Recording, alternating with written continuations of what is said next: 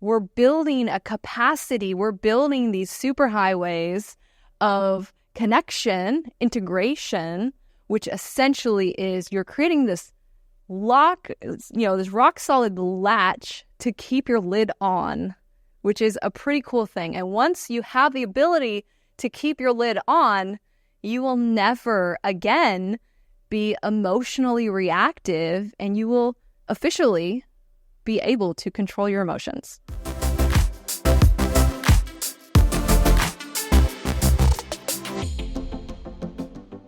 Hi friends, welcome back.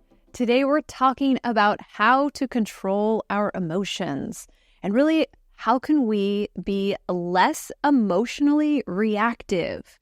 And this is such a hot topic because many of us have had the experience of being really overwhelmed by emotion and really having it move us into maybe some poor decision making, maybe saying some things that we really wish we could take back, and just the experience of really having a huge wave of emotion can be very uncomfortable, and can make you feel out of control or kind of helpless to this process.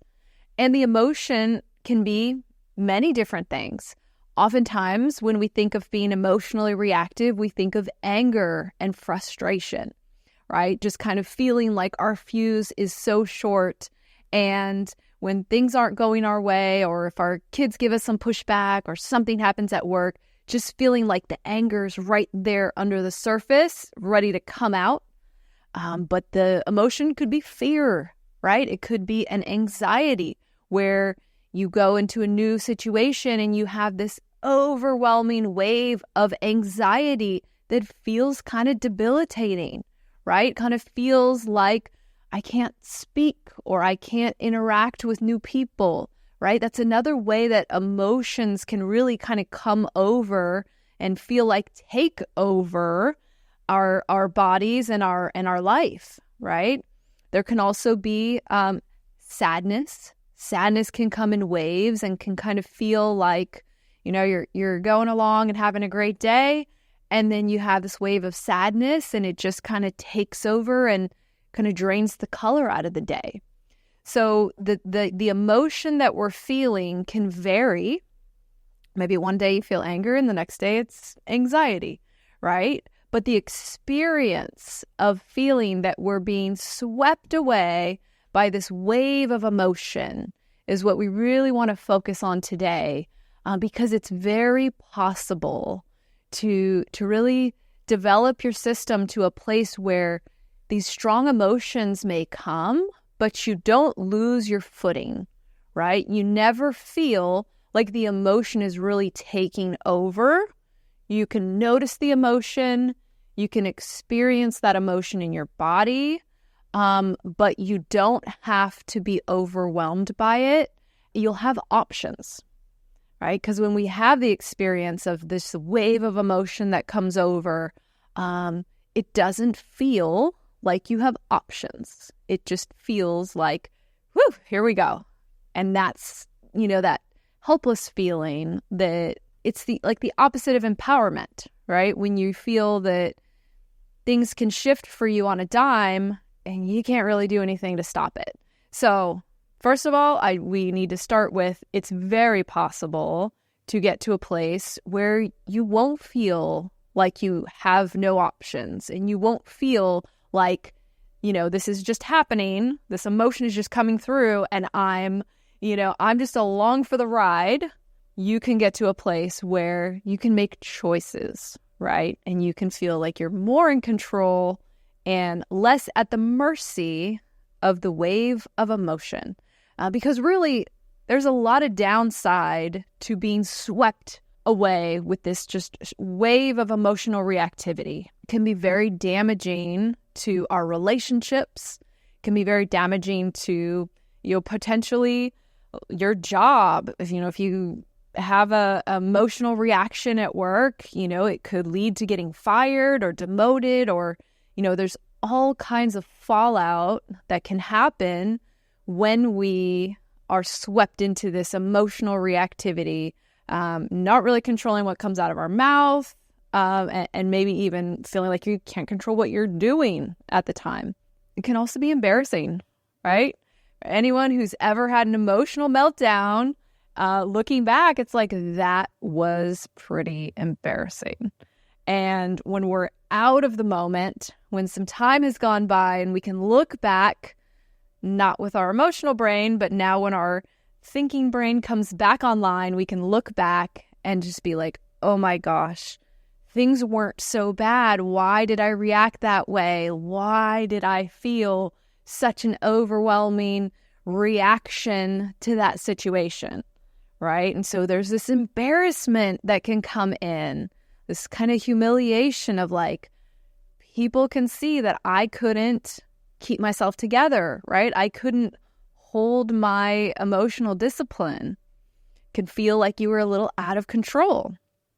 And then there's regret, right? Especially when it comes to like our relationships, when we allow these emotions to come over us, and then let's say we say things or we do things that really hurt the relationships that really matter to us. So that's really something that we can end up really regretting. And so there's a lot of great reasons for us to work on this, right? And really to build the skill of emotional discipline, because it is a skill. Every single person on the planet can develop the skill of emotional discipline and the muscle of controlling your emotions. It's incredibly possible.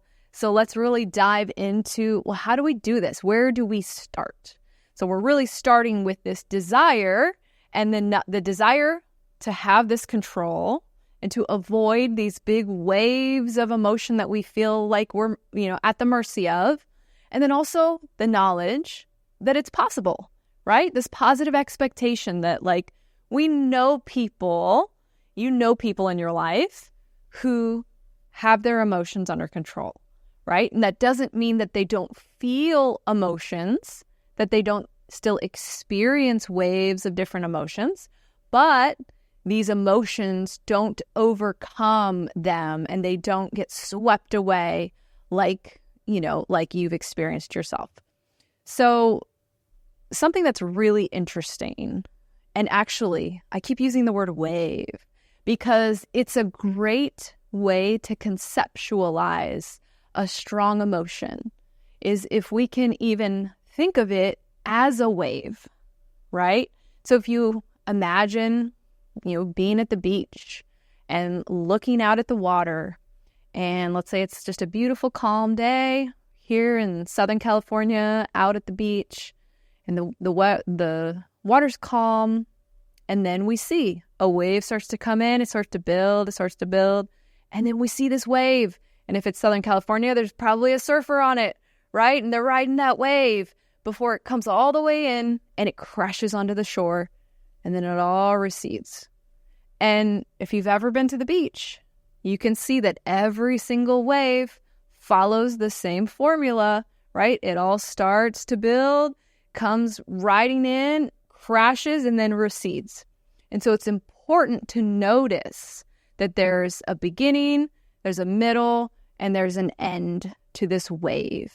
And so when we think about these big, strong emotions, that the surge of emotion that can come, if we know every single emotional wave, it's going to have a beginning where we start to feel it building.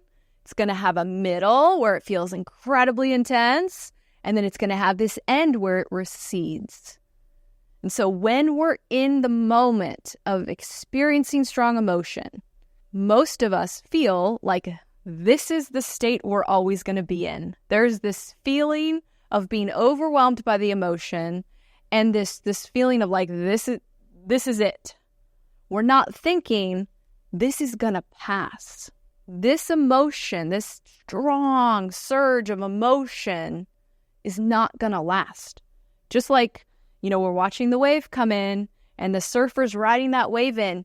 He knows that the wave is going to end, right? Because the shore's coming up. So he knows that it's a finite amount of time that he has to ride that wave.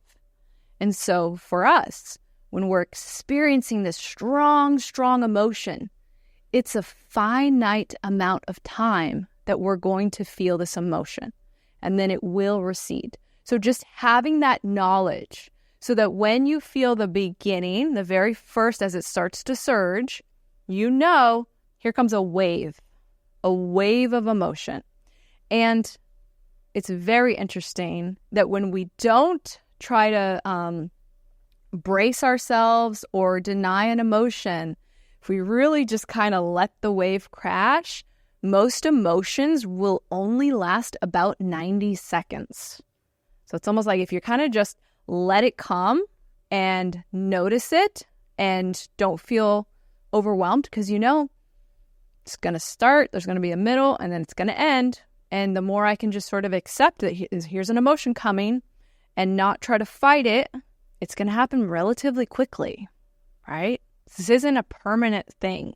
No one has ever permanently stayed with an emotion. There's an ebb and a flow, and they change, and there's different waves, and right? And so just noticing that, knowing that, okay, emotions are like a wave, and every single one is going to recede. So a really great way, and as you're, picturing this emotional surge as a wave, what you're really doing is you're stepping out of the experience of the emotion, and you're putting yourself in the position of the observer. So this is something we've talked about before, but it's an incredibly powerful technique for really having emotional control, is observing, noticing, right? And doing it in a way where we're not trying to contract away from it. We're not afraid of it because we know it's a wave. It's going to have a beginning, it's going to have a middle, it's going to have an end. And that end is like it's going to recede. It's going to fade away. So we're not afraid of it because we know like no emotion is so powerful. No wave is going to be so big that it's going to wipe you off the map. It's just not. And so as you step out of just the experience of the emotion and you step into the observation, it's like you're noticing what's happening in your body, right? And really getting good at paying attention to that first step of the wave. When the wave is just starting to build, right? Starting to come to a swell, and noticing that in your body. What are the first signs that I'm starting to get upset, right? Our physical body is going to give us indications that we're getting upset well before the swell of the anger is, taking over, right? In the past, when we've allowed it to take over, when it gets to its peak, we have warning signs. And so as we get good at paying attention, and so if it's anger, then it's going to be increased heart rate. You might feel like a tightening. You might feel your jaw tighten. Like there's things you're going to be bracing. Your body is preparing for this emotion, right? So as you notice that, like, ooh, I think I'm starting to get angry, stepping into the role of the observer, noticing, okay, a wave of anger is coming, and not being afraid of it, knowing you don't have to get swept into it, right? But noticing. So that stepping out of the emotional experience into the state of the observer is an incredibly powerful way to really take control of emotional reactivity. So something that we've talked about before, which I love this idea of flipping your lid, and this is a Dan Siegel demonstration, and this is your brain. So we have our cortex here, the top of the brain, and this is where we have all of our intelligence and our thoughts and our logic, right? All of the good sense that we have here. And what he says is that when we have this big wave of emotion, we flip our lid, which means this cortex goes offline so they can show in brain scans that there's no longer really activity in this really logical part of your brain, which makes sense when we look at our experience of being overwhelmed with emotion. And right now, this midbrain, which is our emotional mammal brain, is really in charge. And so this makes so much sense when we think about you flipping your lid. And when we flip our lid and get completely swept up by this midbrain, this emotional part of our brain.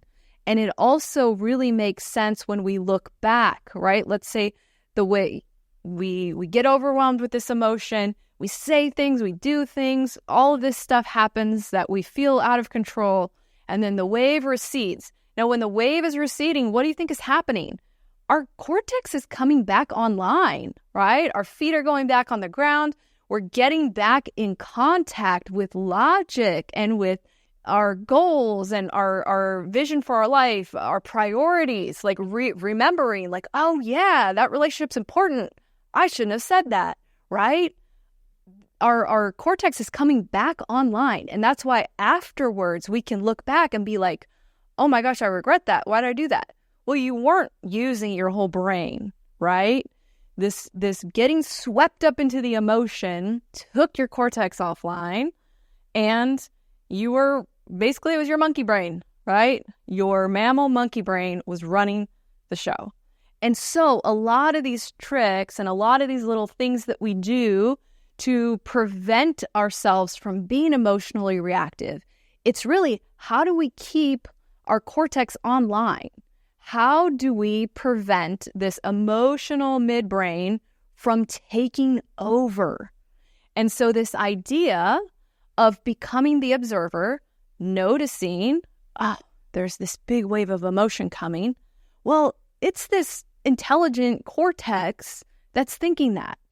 To put yourself outside of the experience, you've got to use the cortex. So you're not allowing just this emotional experience to become all of reality.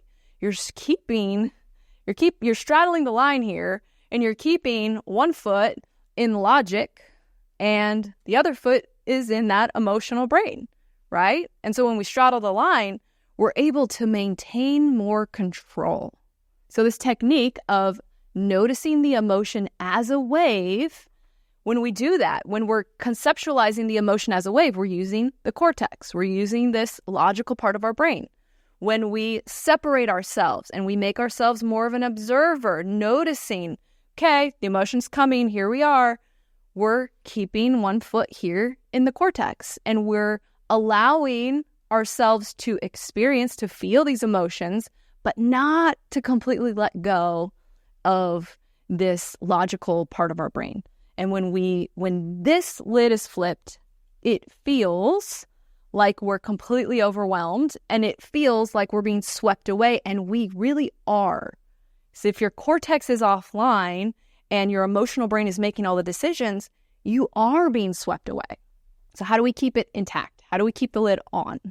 So another way that we can really work to keep our lid on as these big emotions come up is to notice our thoughts. So this comes from CBT, or cognitive behavioral therapy, but if you can picture a triangle, we have our thoughts, we have our emotions, and then we have our actions, our behavior.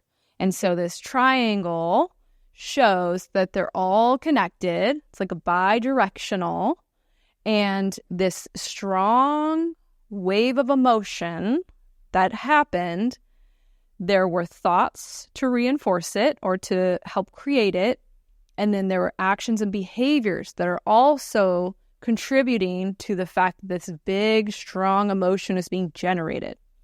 And so this is another way that we can kind of pull ourselves out of the emotion, allow ourselves to use that logical thinking part of our brain, and almost like become a little detective of what were the thoughts that I'm having as this emotion is starting to come.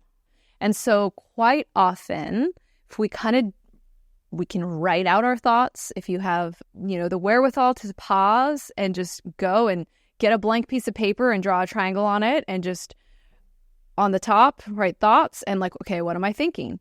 And if we write out our thoughts about the situation, what you can quickly find is that your thoughts are probably very extreme, very black and white. You're making assumptions about people in the situation, and you're kind of narrowly having things be very negative. And so one of the things that I love to do is when we list out all the thoughts that are helping to generate this strong emotion is to play devil's advocate with every single one of them.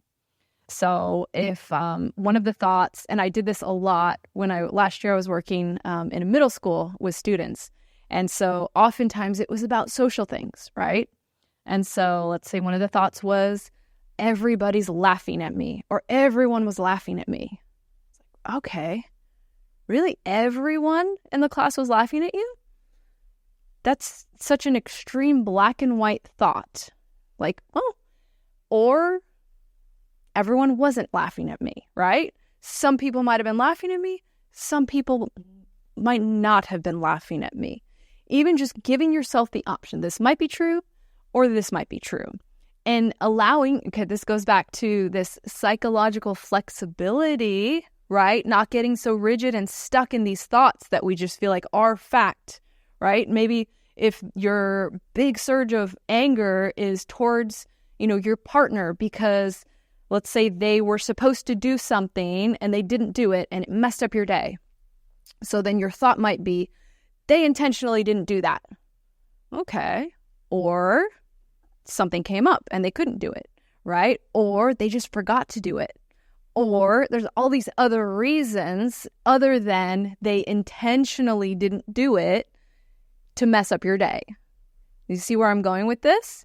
Allowing ourselves to see all of these different options immediately starts to allow our midbrain to feel different emotions. So when we're locked into all of these negative thoughts, the emotions get very strong. But when we start to open up some other possibilities in our thoughts, not assuming that we know everything, keeping things open, it also allows us to feel some more positive emotions, some more empathetic emotions, some more neutral emotions, right? And that lessens the strength of this big wave. I hope this is making sense here. Okay, so using the CBT triangle to really kind of dive into your thoughts, notice how it's impacting your emotions, and then noticing how different actions and behaviors really can produce these thoughts and can really contribute to these emotions. And realizing that you can change any point of the triangle. You can change the action that you're doing right now. You can change some of those thoughts, open up new options for thoughts, and you will see how your emotions will shift. Maybe that wave will get a little bit less. You'll open yourself up to more positive emotions. It's all very flexible when we start to look at it that way. So that's one way to look at it. Another way to really ground yourself and take control when you feel this emotional surge, this emotional wave building, is to connect with the bottom part of the brain. So our brain stem, our reptilian brain, which is connected with our nervous system and our physical body. So it's such a powerful way to shift emotions is to tap into this lower part of our brain. And so we do this by grounding ourselves, by orienting, by noticing gravity and sensations in our body.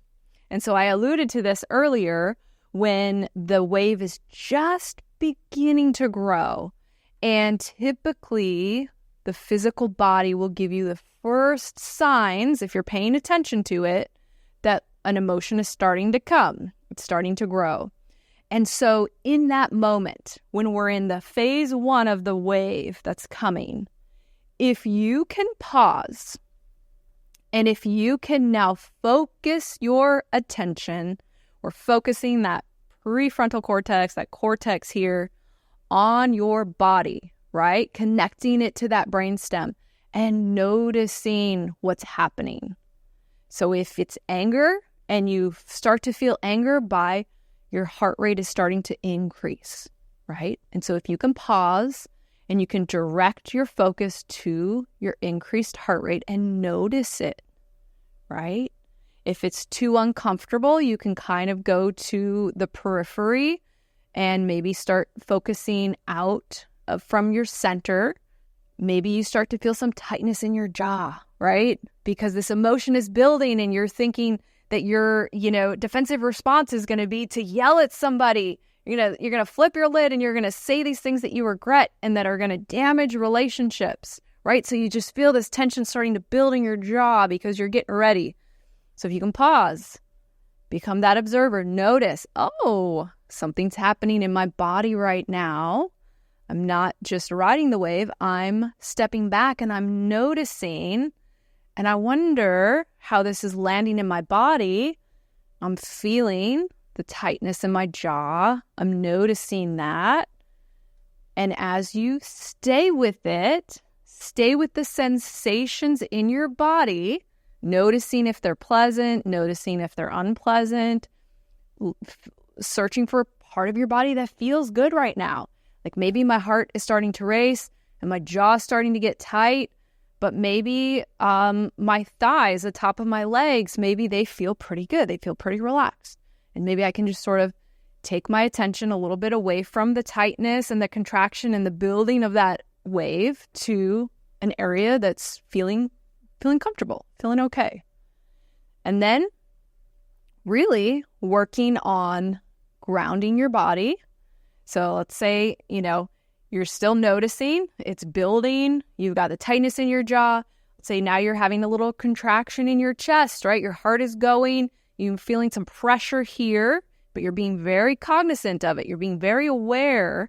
And just in doing this, you're diffusing the intensity of the emotion by tuning into the physical experience of the emotion. You're diffusing that wave. It's not going to be a huge wave. It's going to be a smaller wave, right? And then what you can do to further diffuse it is to feel your feet on the ground, right? We call it grounding. Like actually feel pushing your heels into the ground, contracting your quads as you push your heels into the ground and noticing that the ground is solid, or noticing if there's a little squish to the sole of your shoes, maybe shifting in your chair, or if you're standing, like shifting your weight from one foot to the other and noticing it. Very simple, but we're not only are we not allowing our lid to flip because we are using our cortex to connect with our brainstem right now. Talk about holding the lid on tight.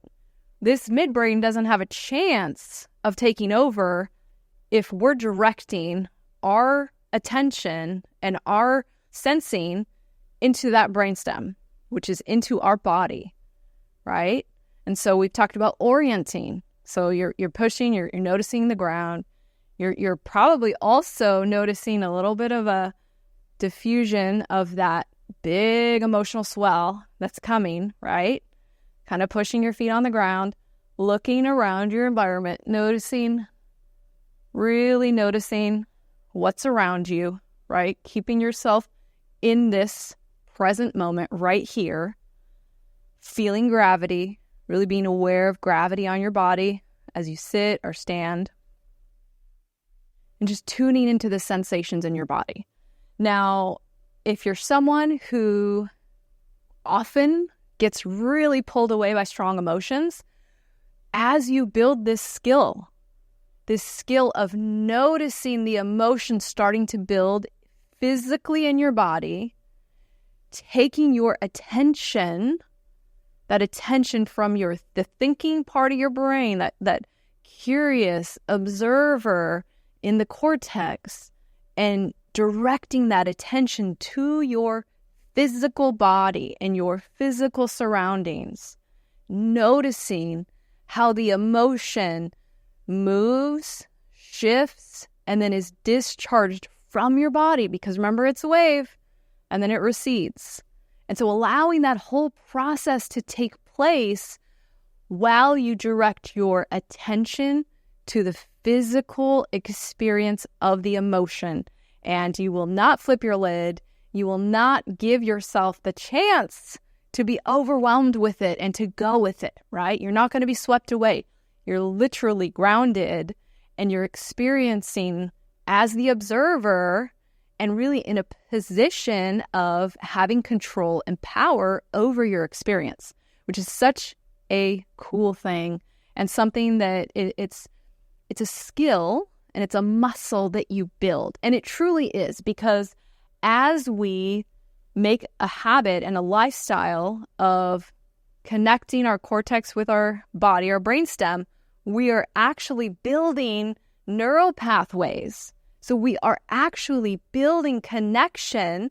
Like when we go to the gym and we lift the weights and we start to build this muscle, right? And this ability to connect with our body in that way.